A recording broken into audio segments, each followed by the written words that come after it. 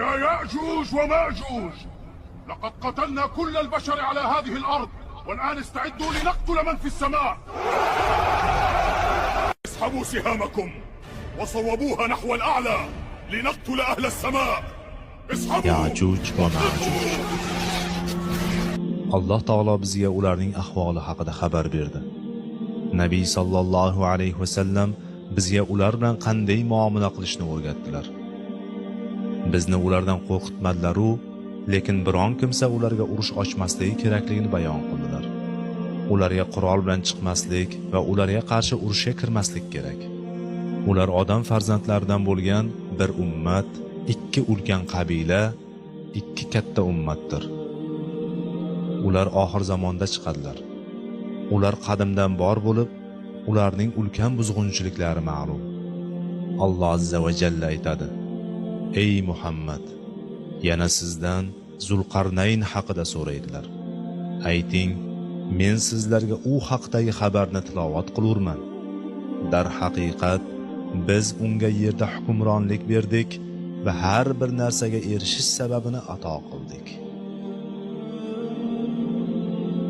Alloh taolo unga yer yuzida katta imkoniyatlar berdi. U buyuk mo'min podshoh edi. Alloh taolo unga yer yuzidagi yo'llar va sabablarni berdi. U yer yuzida odamlarni Allohga da'vat qilib, ularni olamlar Robbisiga qullik qilishga chaqirib yurar edi. U yer yuzini keza boshladi. Uning Zulqarnayn deb nomlanishiga sabab quyoshning chiqish va botish joyiga yetib borgani uchundir.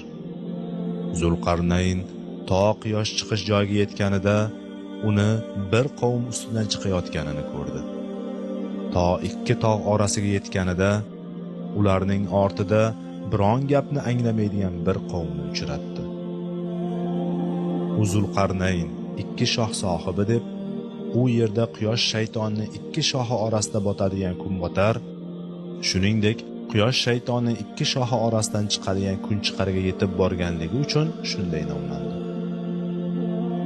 O'sha ikki tog' orasiga yetib borganida qariyb gapni tushunmaydigan bir qavmni uchratdi. Ular biron bir tilni tushunmas edilar. Shu bois o'zi bilan ular o'rtasida bir nechta tarjimonlar qo'yishga majbur bo'ldi.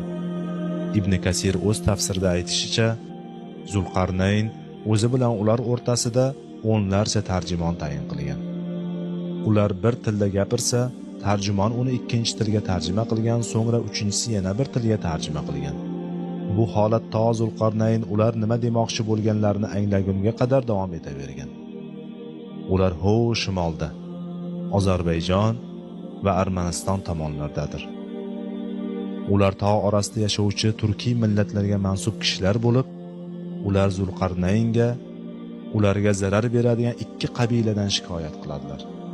Bu ikki qabila Ya'juj va Ma'juj qabilalari, ikki katta qabiladirlar. Ularning nomi olov so'zidan olingandir. Lovullatib olov yoqqan kishiga arab tilida ajjajun naro deyiladi. Ular olov misoli juda tez tarqalib, hamma yoqni vayron qilganliklari sabab Ya'juj Ma'juj deb nomlanganlar. Ular ikki tog' oralig'idan chiqib, yon atrofdagi qishloqlarga tushib kelishar edilar. Ular yer yuzidagi ekinzorlarni payhon qilib, odamlarning joniga tajovuz qilishar va ularning mol-mulklarini talon-taroj qilishar edilar. Odamlar bo'lsa o'zlarini ulardan himoya qila olmas edilar. Zulqarnayn kelganida odamlar unga qarata: "Ey Zulqarnayn, biz senga bir mukofot bersak, senga bir to'lov to'lasak, sen buning evaziga biz bilan ular o'rtasida bir to'siq qilib bersang. Ana u qavm biz ular bilan kurasha olmayapmiz, ularga qarshi urushga kuchimiz yetmayapti. Biz bilan ular o'rtasida ulkan bir to'siq qilishdan o'zga chora yo'q. Shunda ular bizga yetib kela olmaydi, biz ham ularni oldiga boramiz deb ko'zimiz uchib turgani yo'q. Zero orada biron bir aloqa bo'lishini ham istamaymiz. Ya'juj va Ma'jujlardan bizga faqat yomonlik, tanglik, qatag'on va talon-tarojgina yetgan.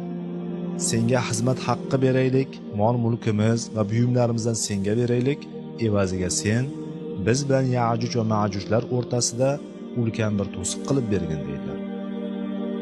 Mo'min kishi bo'lmish Zulqarnayn ular taklif qilgan mol davlatni olishni o'ziga ravo ko'rmaydi. o'zi sizlar nochor qavm ekansizlar, mendan bir ishda o'zingizdan aziyatni to'sishda yordam so'rayapsizlar. Holbuki Alloh taolo menga mol davlat, qurol yaroq va qo'shin bergan. Men bu imkoniyatlarni barchasini kuchsizlarni qo'llab-quvvatlash, faqirga yordam berish va mazlum tarafini olish uchun ishlatishim kerak dedi. U mo'min kishiga xos iftixor bilan dedi: Parvardigorim menga ato etgan saltanat sizlar beradigan narsadan yaxshiroqdir. Bas, sizlar menga quvvat bilan yordam beringlar, men sizlar bilan ularning o'rtasida bir devor bino qilay. Alloh menga ato qilgan narsa sizlar beradigan narsadan yaxshiroqdir. Men sizlarning mol-mulkingizga muhtoj emasman. Sizlarning narsalaringizdan, buyumlaringizdan, taomlaringizdan behojatman. Rabbim menga ato etgan narsa yaxshiroqdir. Lekin sizlar menga jismoniy kuch bilan yordam beringizlar. Men sizlarga hech narsasiz xizmat ko'rsatmoqchi emasman. Aksincha, sizlar menga faqat jismoniy ko'mak bersangizlar bas. Menga kuch bilan yordam beringlarki, men sizlar bilan ularning o'rtasida bir to'g'on quray. So'ngra Zulqarnayn ulkan temir parchalarini olib kelib, temir bo'laklarini ikki tog' orasiga tashlay boshladi. So'ngra olib kelinglar, ustidan mis quyaman dedi. Unga ertilgan mis olib kelishdi va uni boyagi temirning ustidan quya boshladi. Oqibatda ikki tog' orasida ulkan to'g'on hosil bo'ldi. Temir parchalari mis vositasida bir-biriga kirishib, mustahkam o'rnashdi. Zulqarnayn ushbu devorni o'sha bechora xalqlar bilan Ya'juj va Ma'jujlar orasida bino qildi.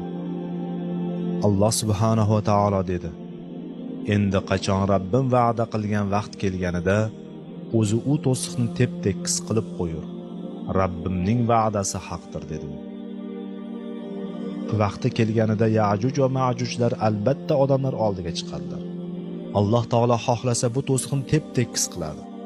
Agar xohlasa unda teshik qiladi-da, ular bu teshikdan buyuk buzg'unchiliklar sodir etish uchun yer yuziga chiqadilar. Zaynab radhiyallohu ta'ala anha dedi: Bir kun Nabiy sallallohu alayhi va sallam oldimga qo'rquvga tushgan holda kirdilar. Men sizga nima bo'ldi ey Allohning rasuli dedim. Bugun Ya'juj va Ma'juj to'sig'idan mana shuncha ochildi deb bosh barmoqlaridan keyingi barmoqlarini halqa qilib ko'rsatdilar Rasululloh sallallohu alayhi va sallam. Ya'juj va Ma'juj ular ikkita katta qabiladir. Abdulloh ibn Amr ibn Os xabar berib shunday dedi: Alloh taolo xalqlarni yaratgan mahalda ularni 10 qismga bo'ldi. Shundan 9 qismini farishtalar va qolgan bir qismini qolgan xalqlar qildi. So'ngra Alloh taolo farishtalarni 10 qismga bo'ldi. Shundan 9 tasini Allohning hamdi bilan tasbih aytib, uni poklab ulug'laydigan farishtalar va bir qismini esa elchi farishtalar qildi. So'ngra Alloh taolo qolgan xalqlarni 10 qismga bo'ldi. Shundan 9 tasini jinlardan va bittasini insonlardan qildi. Alloh taolo insoniyat qismini ham 10 qismga bo'ldi. Shundan 9 tasini Ya'juj va Ma'jujdan, faqat bitta qisminigina qolgan odamlardan qildi. Ya'juj va Ma'jujlarning soni juda ko'p bo'lib, ular nihoyatda xatarlidirlar. Xo'sh, ularni to'sib turgan to'g'on qayerda?